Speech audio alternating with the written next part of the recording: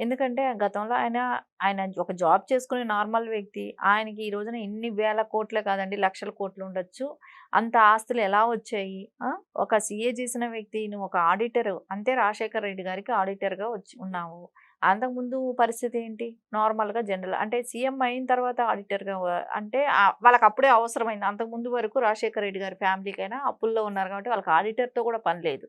అలాంటి టైంలో నువ్వు ఏదైతే వాళ్ళ పంచన చేరి అవకాశాలు పుచ్చుకొని రాజకీయాల్లోకొచ్చావు. వాళ్ళ త్రూ సంపాదించుకున్నావు. నువ్వేమైనా బాలకుమారుడు అనుకుంటున్నాడా? అంటే మేబీ ఉండొచ్చు. ఆయనకు ఆ ఉద్దేశం కూడా ఉండొచ్చు. ఈ మధ్యే గదా ఒక రిలేషన్ గురించి కూడా టీవీలో మనం చాలా సార్లు చూసాం. ఒక అమ్మాయితో ఇదని. అందుకని నువ్వు చాలా బాలకుమారుడు అనుకోవటం అనేది హాస్యాస్పదమే ఇక్కడ. నిన్ను ఎప్పటినుంచో తాత అని అందరూ అంటున్నారు. ముద్దుగా తాత అని పిలుచుకుంటున్నారు.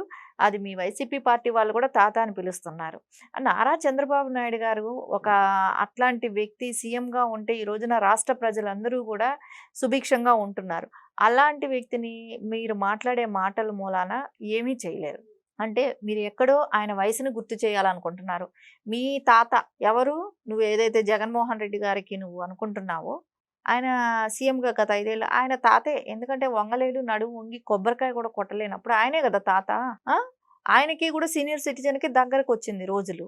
అలాంటప్పుడు ఆయన నా ఈ వయసుకే వంగి కొబ్బరికాయ కొట్టలేని తాతను మీరు పెట్టుకొని అధ్యక్షుడిగా, నారా చంద్రబాబు నాయుడు గారు పొద్దున్నుంచి రాత్రి 12 వరకు గూడా కష్టపడే వ్యక్తిని, పొద్దున 6 నుంచి నైట్ 12 వరకు కష్టపడే వ్యక్తిని మీరు ఈ వయసును చూపెట్టి ఆయన ఏమీ చేయలేడు, ఉండేది ఒక్క కొడుకే కదా అనంటే నీకెంతమంది కూతుర్లున్నారు? నీకెంతమంది పిల్లలున్నారు? నువ్వెందుకు ఇంకా నోరు పెట్టుకొని ఇట్లా మాట్లాడుతున్నావంటే ఇంకా డబ్బాస్ గదా!